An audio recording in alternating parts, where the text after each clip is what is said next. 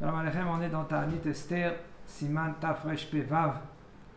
Nous dit le Rav, Kshechal Yud Gimel Adar Beshabbat, Yekdimu Ta'anit Liyom Chamishi, Im Ta'u V'achlu B'yom He, Tov Sheitanu B'yom Shishi. כן?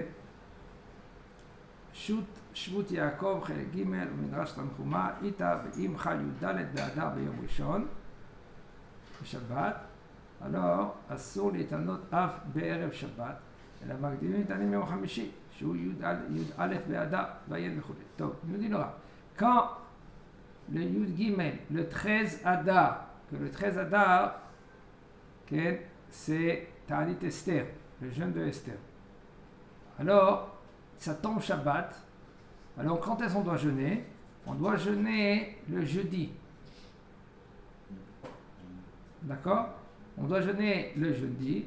Et si maintenant, par exemple, jeudi, ils se sont trompés et ils ont mangé, tout le Kahal, alors il doit repousser le jeûne à vendredi. Ok? Et même que c'est un peu difficile de jeûner vendredi. Parce que à part Tisha B'Av, à part Asiri B'Tevet, le 10 Tevet, on ne jeûne pas le vendredi. Pourquoi? Pour pas que le bonhomme lui rentre que Shabbat, quand lui il est minouval. C'est-à-dire quoi minouval? C'est pas que lui il s'est préparé, il s'est habillé les Chouat Shabbat Kodesh, il a pris la douche, des habits de Shabbat Kodesh. Mais là maintenant, tu es faible et tout cela, tu vas rentrer Shabbat que tu n'as pas mangé, que tu es en tsom, en ta'anit. Il n'y a pas une halakha, comme pas manger beaucoup vendredi pour Shabbat. Oui, mais tu as mangé le matin. La halakha, elle est chez Ikanesh mitzvah. C'est une mitzvah de rentrer ta'ev, de rentrer que tu as faim la veille de Shabbat. Pourquoi? Pour que tu vas plus honorer le Shabbat, plus faire onek Shabbat. Quand maintenant tu vas manger, le manger de Shabbat, et tu verras que tu as faim, alors là, tu honores le Shabbat, tu fais onek Shabbat, parce que tu veux manger, c'est bon, le Shabbat Kodesh. Mais il a mangé un repas. Il a mangé un repas juste avant. Alors c'est sûr qu'il ne va pas avoir faim le Shabbat, le vendredi soir. C'est même une halakha, machloket. Est-ce qu'on doit s'arrêter, à quelle heure on doit s'arrêter de manger, à part le repas. Si maintenant quelqu'un il a l'habitude de manger à midi, il mange à midi, 1 heure, 2 heures, 3 heures, tu peux manger. Si tu as l'habitude de manger à 3 heures, mais si tu n'as pas l'habitude de manger à 2-3 heures, ben, il faut éviter de manger. Maintenant, la halakha, c'est mitzvah l'imana. C'est une mitzvah de s'empêcher de manger la veille de Shabbat. C'est pas un issou. Il y a un minag de goûter dans le Shabbat. Ça c'est autre chose. Goûter, tu goûtes tes plats. C'est une mitzvah. Alors, tu dois goûter les plats, parce qu'il y a un yan, il y a quelque chose, c'est bien, d'après la halakha, pour qu'on goûte les plats, pour voir si maintenant il ne manque pas du sel, il ne manque pas de... etc. etc. Okay? Alors maintenant, à part cela, okay, il y a une mitzvah de s'empêcher de manger, la veille de Shabbat, et ici le Rabbi nous dit, s'ils se sont trompés, alors on doit jeûner quand? On doit jeûner vendredi.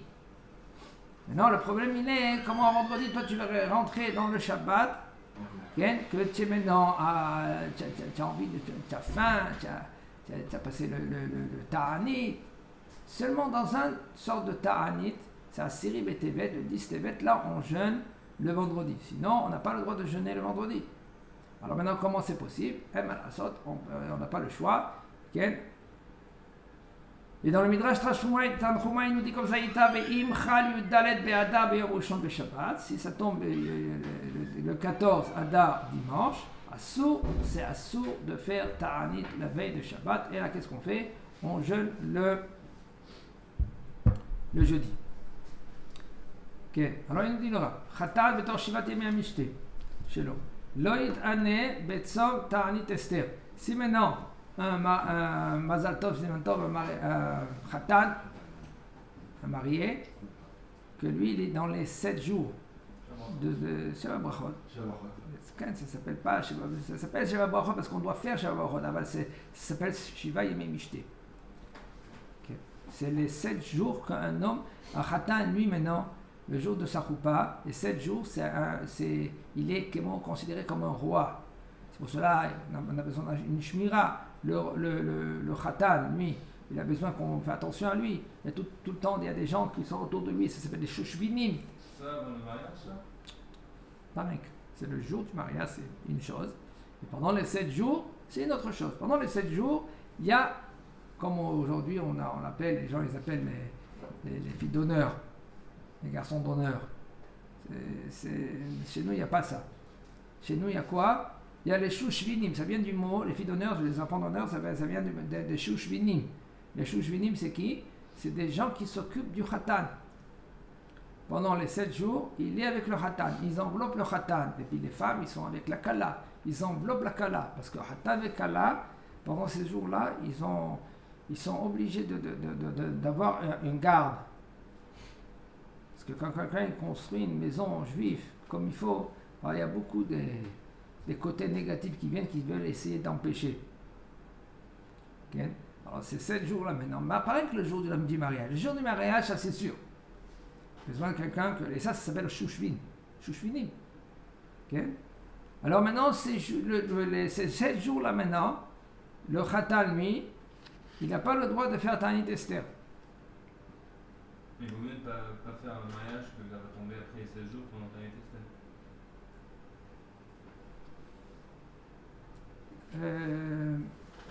Je ne sais pas si on doit prendre en considération. Pourquoi? Parce que un homme, il faut que le plus tôt possible de se marier. Il ne faut pas attendre. Après que le bonhomme, lui, il a fait la rencontre avec la fille, 1 fois, 2 fois, 3 fois, il fait la demande à un mariage, ils vont chez les parents, des 2 côtés, et puis tout de suite, ils font le mariage. Ils n'attendent pas. Comme ceux-là qu'ils attendent au mariage, c'est pas correct. C'est pas correct. Pourquoi c'est pas correct? Parce qu'il y a le Yetzirah. Le Yetzirah, il est là, il empêche. 1 et 2, des fois c'est son zivouk, c'est sa femme et tout cela. Et puis parce qu'ils attendent. Alors il y a des disputes, il y a des discussions, et des fois il y a même des avérotes entre temps. Comme maintenant la femme, elle dit c'est bon, c'est mon mari, ou le garçon il dit voilà, c'est ma femme. Alors il commence à virer. Et le Rav Ovadia, il crie sur ça. Il dit après, Baruch Hashem, tu vois que ça peut être ta femme, elle, tu vois que ça peut être ton mari. Il est bien, il est gentil, il est poli, tout ce que tu veux, il a des bonnes midotes. Et toi, tu vois que c'est bon, Bezat Hashem, tu peux construire un foyer avec ce bonhomme-là. C'est bon. 2, 3 fois, c'est bon, tu as compris cela. Fais la demande. Même qu'il y en a qui vont, pas pitom, tout cela. Avant, c'était pas ça. Avant, il n'y avait pas de divorce. C'était très rare les divorces. Très rare les divorces. Alors, qu'est-ce qui se passe aujourd'hui? Parce que même que les gens ils sont pas d'accord avec ce que je dis. C'est la metsiout. On voit la réalité.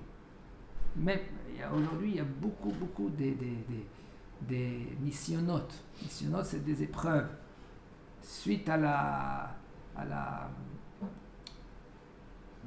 la modernisation, exactement. Alors, les gens, ils se permettent. Et puisqu'ils se permettent, le moindre pips à la maison, que la femme ou l'homme, chacun de son côté, ils ne sont pas d'accord, ça éclate, alors le bonhomme tout de suite va venir chez Mishma, il va voir ailleurs, ou la femme va voir ailleurs. Alors puisque maintenant c'est à la porte,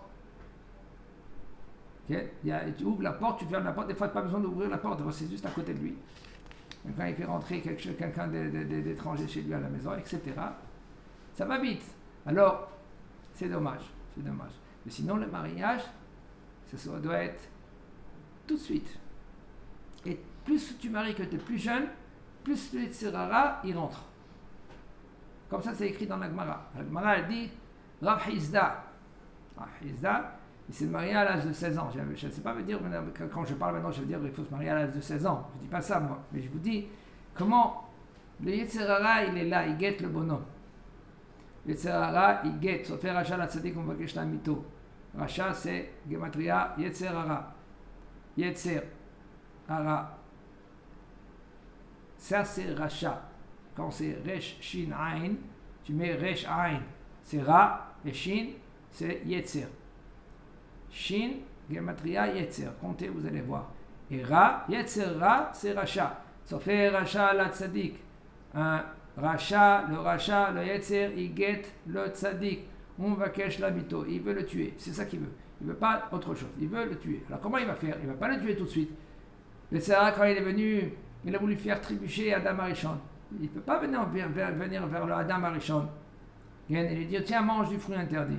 Pourquoi? Adam Arishon lui dit, écoute, laisse-moi tranquille, moi j'ai un ordre d'Akadosh Baruch Hu. Il est venu chez qui? Chez Chava. Il a commencé à parler avec elle. Ah, tu commences à parler. Quand tu commences à parler, commencent tous les problèmes. Quand un homme ou une femme, ils parlent entre eux, ça commence les problèmes. La parole, ça va vite. Ah, maintenant, la faute, elle a commencé par la parole. Pas avec sa femme, non? Hein? Il faut parler avec sa femme? Je parle avec sa femme. Je parle de Yetzirah, il a parlé avec Chava. C'est sa femme? Non. Et il a commencé à la séduire. Quand un homme, il sait bien parler, ça va vite de le séduire. Maintenant, quand tu commences à parler, qu'est-ce qui se passe? Le Yetzirah, il a dit, écoute, voici le fruit interdit. Voilà comment il est beau. Quand elle a vu qu'il est beau, et il y a fait en sorte, il a fait bouger, il a fait bouger que Adam Arishon, que la femme de Adam Arishon, Chava, elle a mangé, parce qu'elle a vu, soi-disant, l'ordre qu'il a donné à Adam Arishon à Chava, c'était pas correct, c'était faux. Il a poussé à Chava vers le fruit. Et que Adam Arishon, lui, il a dit, écoute, on n'a pas le droit de toucher le fruit. On n'a pas le droit de toucher le fruit. Et elle savait cet ordre-là, parce que lui, Adam Arishon, il a donné une barrière, il a mis une barrière. Et c'est pareil, quand on n'a pas le droit de manger, on n'a pas le droit de toucher. Quand le Yetzirah, il a commencé à parler avec elle, il lui a dit, écoute, c'est faux, qu'est-ce qu'il t'a dit Adam Akadosh Baruch Hu? Tu n'as pas bien compris. C'est comme si, c'est comme ça, etc., etc. Quand maintenant on commence à négocier avec le Yetzer, alors le Yetzirah, lui, il fait tomber, trébucher le bonhomme. Tu as mal compris. Quand Akadosh Baruch Hu, il a dit ça, c'est dans tes conditions et pas dans toutes les conditions. Et tout ce qu'il a dit à Akadosh Baruch Hu, il ne faut pas le comprendre à la lettre. Ah, si tu le comprends à la lettre, etc. Comme ça, il fait le Yetzirah, il donne des prétextes.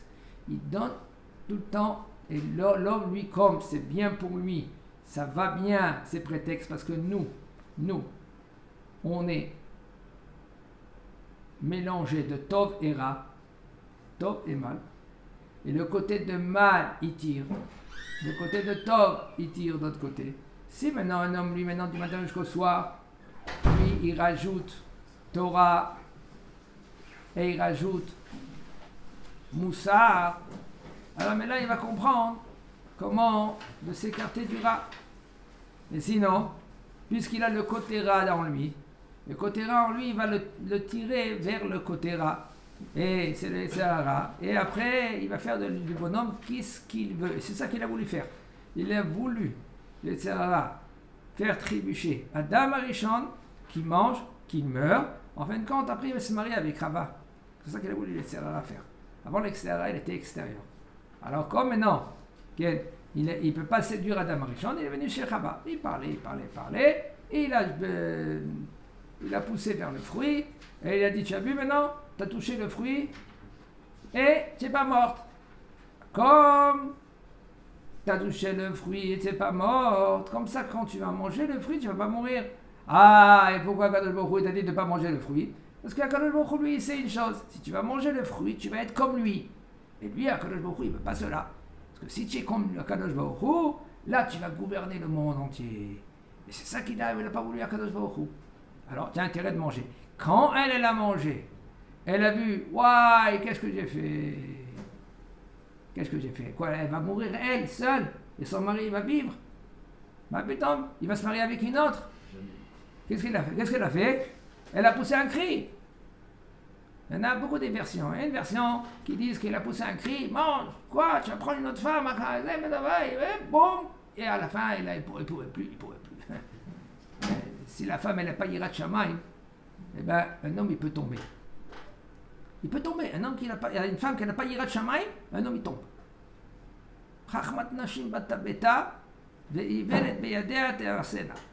Une femme qui est sage, elle construit sa maison. Même que des fois le mari il est tordu. Ah bon d'accord, on comprend, des fois le mari il n'est pas 100%. Ah ben alors si tu t'es marié, tu as des enfants avec, pourquoi maintenant changer? Alors qu'est-ce qu'il faut faire? Il faut le construire avec intelligence. Chachmat Hashim. Si tu es sage, là qu'est-ce que tu fais? Tu vas construire ton homme. Maintenant, Ivelet, c'est une femme qu'elle est, c'est pas moi qui dis, c'est Shlomo Melech qui dit, imbécile. Ivelet, c'est une femme imbécile.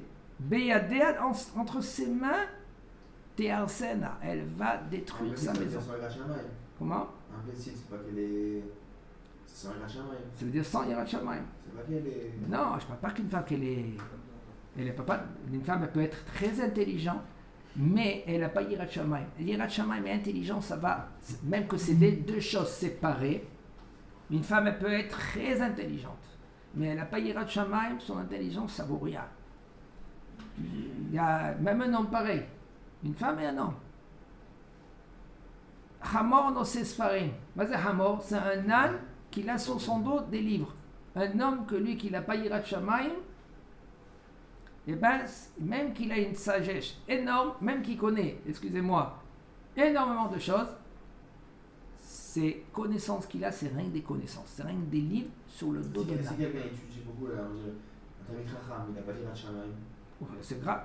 On a vu la Mishnah claire, elle a dit la Mishnah dans Perek Ezeu Chelek, dans Sanhedrin Tzadik Bet, là-bas elle dit comme ça, Ezeu ben Chelek olam haba.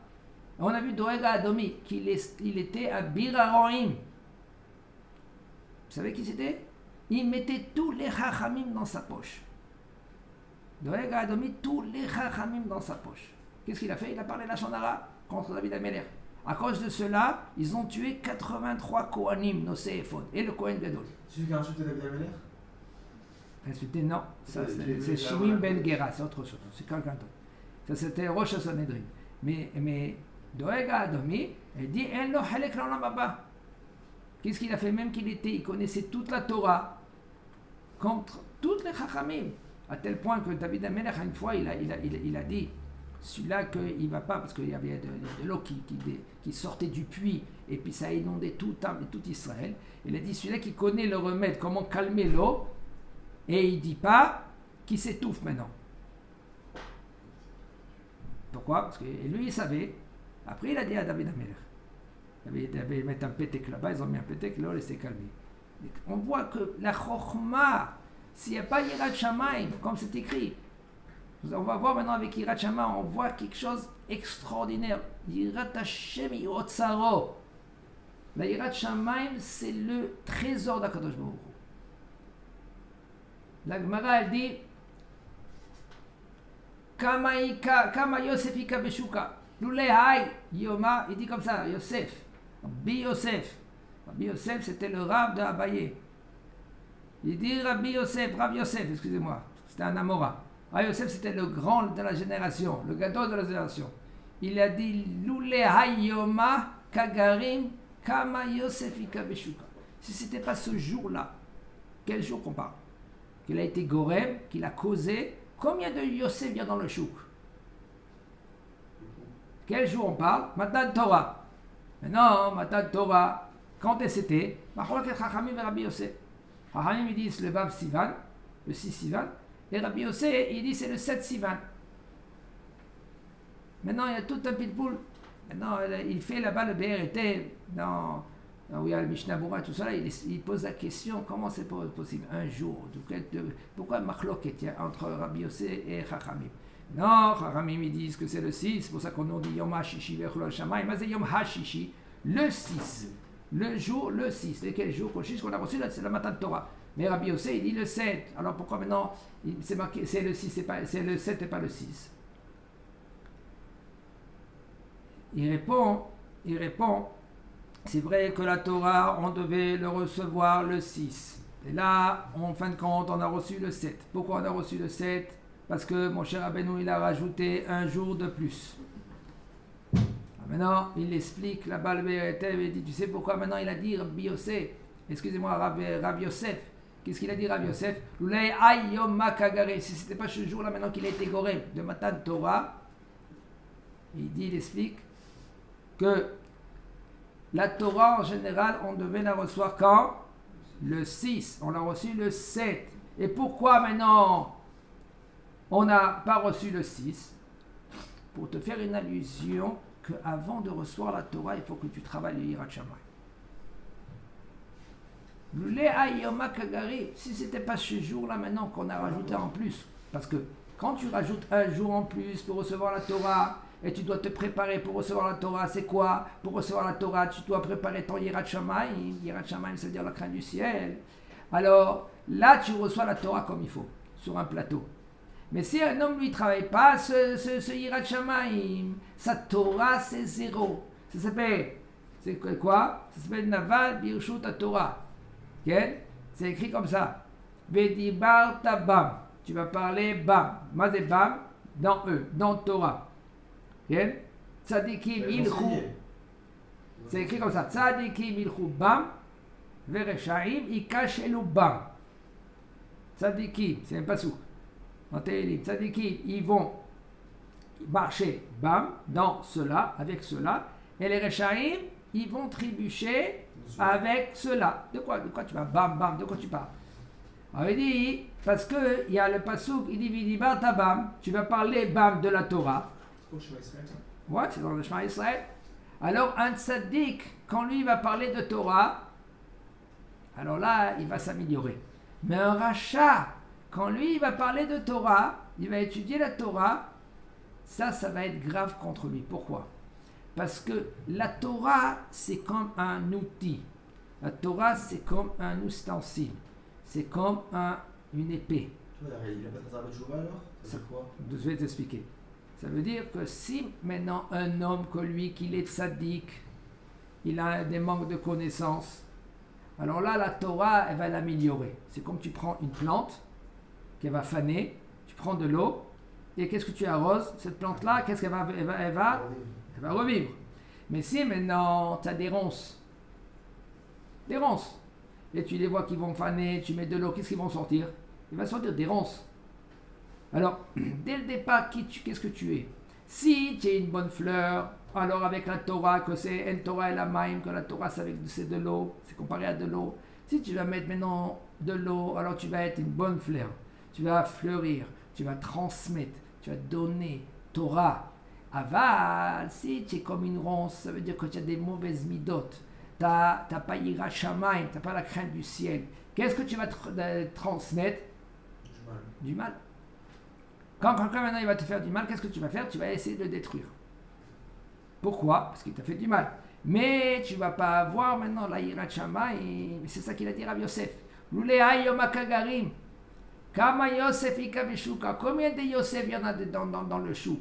Vous savez combien de Yosef il y en a plein? Si ce n'était pas Yirat Shamayim, chez Kodem Kol Kadma le Chokhmato. La Yirat Shamayim, la crainte du ciel, elle devance la Chokhma d'Akadosh Baruch Hu qui nous a transmis. Alors ça dépend, si tu as Yirat Shamayim, et après maintenant tu vas recevoir la Torah, là tu vas grandir. Ça peut vouloir dire un autre sens. Comment? Ça peut vouloir dire un autre sens. Si Quel on n'a sens? pas reçu la Torah, combien vont être ignorants comme moi Ouais, bien sûr. Aval. Si tu n'as pas Yirat Shamayim et tu n'as pas reçu la Torah, alors là tu peux céder, tu as gagné. Mais si maintenant tu as la Torah mais tu n'as pas Yirat Shamayim, qu'est-ce qui se passe? Tu as tout perdu. Quelqu'un, comme je vous fais montrer maintenant, c'est pareil que Doeg Adomi, c'est aussi Achitophel. Achitophel, lui, il voulait être le roi. Qu'est-ce qu'il a fait? Il a séduit le fils de David Ameler, qui, Avshalom.